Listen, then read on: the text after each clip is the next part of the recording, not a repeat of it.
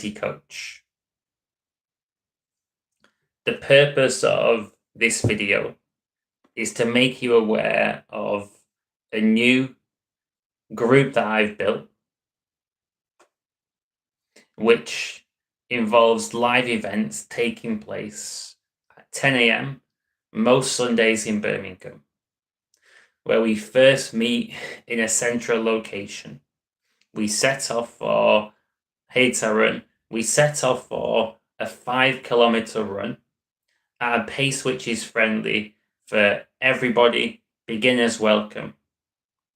We do the run in pairs. People are talking throughout the run. It's pretty chilled out. Then after the run, which takes around 30 minutes, we go for a coffee social for around 1 hour, 1.5 hours. This is the event. What do people need with anxiety to improve their lives? They need access to regular help and support. People to talk to on a social level. Things which are going to boost your mood, positive vibes. This is the purpose of the group. It's mainly about the coffee social, and the run is a workout in itself. It's going to help people build that positive lifestyle. Start to do some cardio exercise, which is a great mood booster. But it's more about the coffee social itself. There's no theme for the coffee social. My role is to be a facilitator and make sure that it's a safe space for people to open up, put themselves out there, and let out whatever's bothering them. My goal is to make sure that nobody feels shut down, nobody feels that they're not included in the group. It's as simple as that. I did the first event, a trial run of the run, in December. Really enjoyed it. Had a few people come down. Had several goes at the event in January, getting better. And just did an event yesterday, which was the most enjoyable yet. And with this group itself, I'm letting people come to 2 events completely free of charge. See if the group is right for you. If you feel that you fit in, if you feel that you're getting value, you're getting what you're looking for from attending these events. If you are and you want to keep coming down, it's £5 a time, paid in person when you're there. Simple as that, no catch.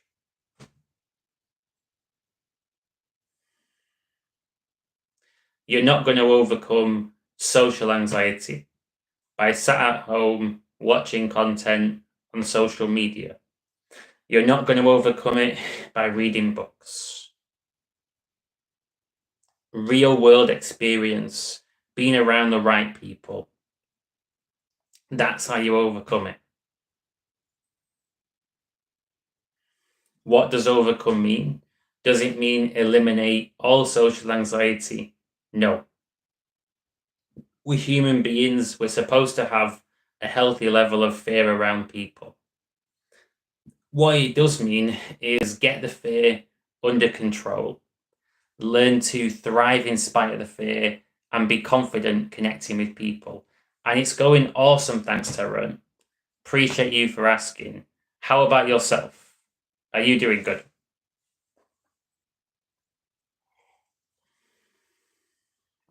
Something that I'm going to be doing next month. So I'm saving up for a new lens for my camera. When I've got this new lens, this smaller lens, I'm going to be able to do live streams from my Canon. So the quality will be better visually, better audio as well. But for now, I'm using the phone. The great thing with the phone is that it's super convenient, super easy. I can set up a live stream in about 1 minute, so it doesn't create too much trouble for me. And the purpose of this live stream is super simple. It's to make the right people aware of the Running and Coffee social group.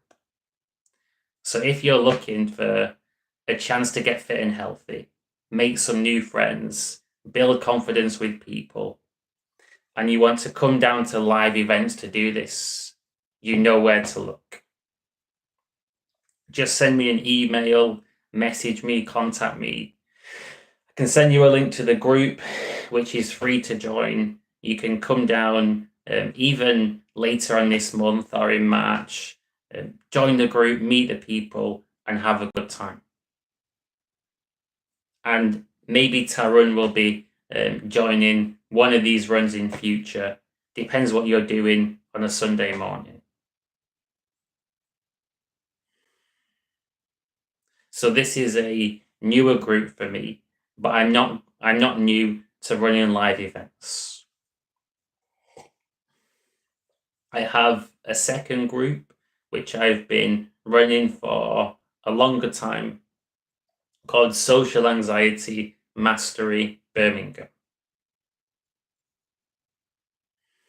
And for this group, I put on a live event at 2 p.m. on the last Sunday of every month. These live events are busier and they're also structured and themed. So each time I've got a new idea in mind, and I'm going to get people role playing different social situations, pushing their comfort zone, working on their fears, and building that real world confidence. And the great thing is, you're learning how to overcome social anxiety in a room full of people that are also overcoming social anxiety. So there's no judgment. People need to be welcomed into the group and given that permission factor to get the best results. I'll give you an example. So at yesterday's running event, a girl that came to the event, Candice, she said that she went to this dancing class, and it was some sort of free-form dancing, crazy, silly, over-the-top dancing. The idea was to express your emotions through creative movements, making weird noises, and be okay with making a fool of yourself. After going to several of these, she said that she felt a lot more confident being silly and dancing. But if that group hadn't existed, she hadn't got those experiences, she would feel too stiff and too silly to let loose on a dance floor.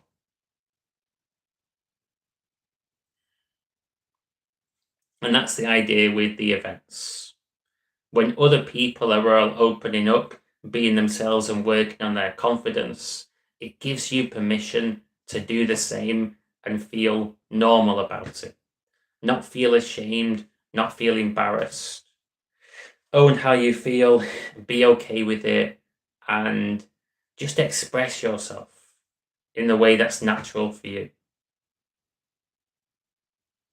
Something that I've learned about confidence is that the more confident someone is being themselves, the better the time they have in life and the better results that that person gets.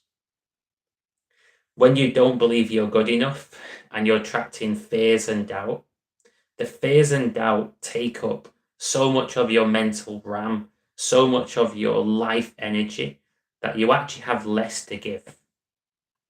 Walking around in this zombie state on 50% energy, giving it 50% to everything in life. But if you're confident, you know that you're enough, you overcome these fears, you have so much more to give, and you just walk around so much lighter, less burdened. But when your brain's constantly afraid, thinking what to say next, processing, psychoanalyzing, comparing yourself to other people, worrying about stuff, you have little brain power left to crush it in life. Suddenly, you have two battles. You're winning the battle of you versus yourself, as well as the battle of enjoying yourself and having a good time. When people are being themselves, being truly honest, that's when they develop real confidence with people and in life. Whenever you're trying to be something you're not, you're trying to force it, it just doesn't work. And it feels crap as well when you're trying to force it in life. You can't force connections with people. It never works. When you're chasing things, it just doesn't feel good.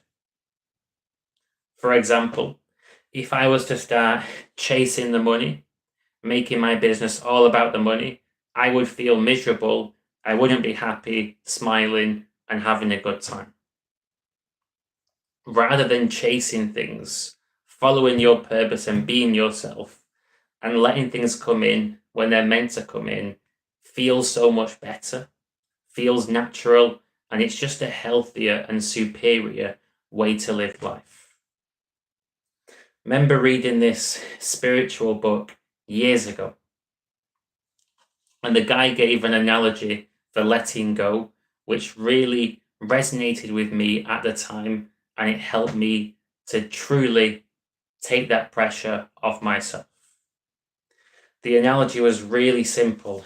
You're rowing upstream on a boat, you're battling against the currents, you're struggling, you're going against the grain, you're putting in all this effort, but you've not realized that if you stop paddling, take the oars that you're gripping onto so tightly, just let them go. The currents carry you on their own. And when I read this, I became aware that I was trying to force things that were meant to be. I was chasing things. As soon as I just let go of that, I felt such relief, so much happier. And I didn't realize until then that I was causing so much of my own suffering unconsciously by trying to force things in life. And what am I teaching people? The opposite of that, to be themselves and follow their purpose. Everybody's got a unique talent. A guy I coached yesterday has that musical gene. Good at guitar, good at instruments, good at singing. Amazing. They're things that they don't come naturally to me. So the more that he can integrate that into his life, doing things that he really enjoys, the more natural life will feel, the better the flow, the better the energy, and the happier he will be. What comes natural to me, it's not working in a lab, which I used to do in the past. It's coaching, personal growth. That feels just so natural to me. Almost effortless. Something that makes me present and something which I can thrive doing.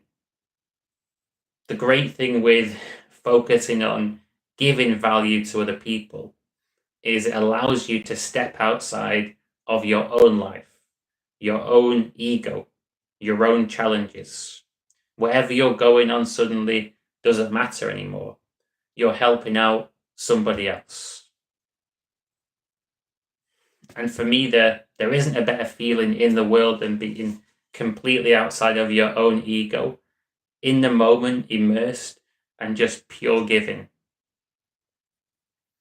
You come away feeling great, and there's something quite powerful about knowing that you can just step outside of your own challenges and then step back into them. People with depression, often, they feel overwhelmed by their challenges. They feel that their challenges just tower over them and there's no motivation to even bother trying to tackle them. But when you can switch off from your problems and say, I'll come back to that one tomorrow, not going to think about that challenge right now. I'll think about it on Thursday. When you can come away from those mental conversations, you can break away from those thought loops. It makes you realize that life is so much bigger than your problems. Even with problems, you can still be happy and enjoy life. You don't need to be in your problems 24/7. You can step into them, take action, and then step away. That's the beauty of letting go. A great way to let go as well, if you're someone that wants to switch off after a day's work and just properly recharge, is to do something called closing the loop. And what this means is that throughout the day, there's some unresolved issues, some stresses that have accumulated from whatever events have taken place. And those stresses, they lead to loops in the mind. And that can make it hard for you to switch off. So what you can do is you can have either a note page on your phone or just a pad and a pen and spend 5 minutes writing and closing those loops. Write what you've done today, write where you're at, write the wins of the day, and that represents you closing the loop for the day. When you finish writing and those 5 minutes are up, you're done.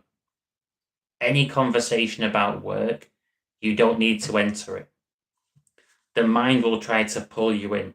The voice of anxiety will say, but what about the emails? What about this task? What about that deadline? When you're done for the day, you don't need to engage in any of those thoughts. It's counterproductive. It would sap your energy, then you'd come in the next day with less to give. It's not about quantity, it's about quality. Output isn't about working a long number of hours. It's about what you produce in the hours that you work. For example, an analogy that comes to mind. So if you do HIIT training, high intensity interval training, in 20 minutes, you can burn loads of calories. You can burn as many calories as someone else might burn on a 2-hour slow paced run.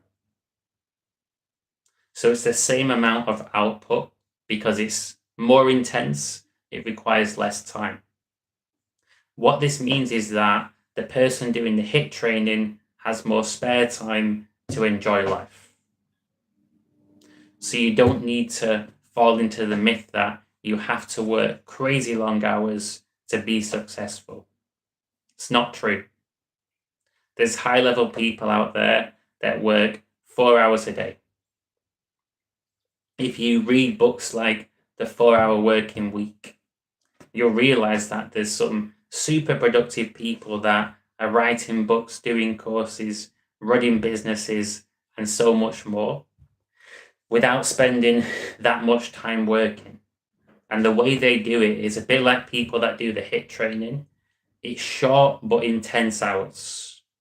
You go into 6th gear, you're not crawling in 1st gear, 2nd gear, you're fully committed to the work you're doing for the time you've allocated. When the time's up completely. You step away, you close any loops, and it's like you're on holiday. Just chilled out, nothing matters, it's your leisure time. And that's an amazing work-life balance. So enough of me going on tangents and waffling on.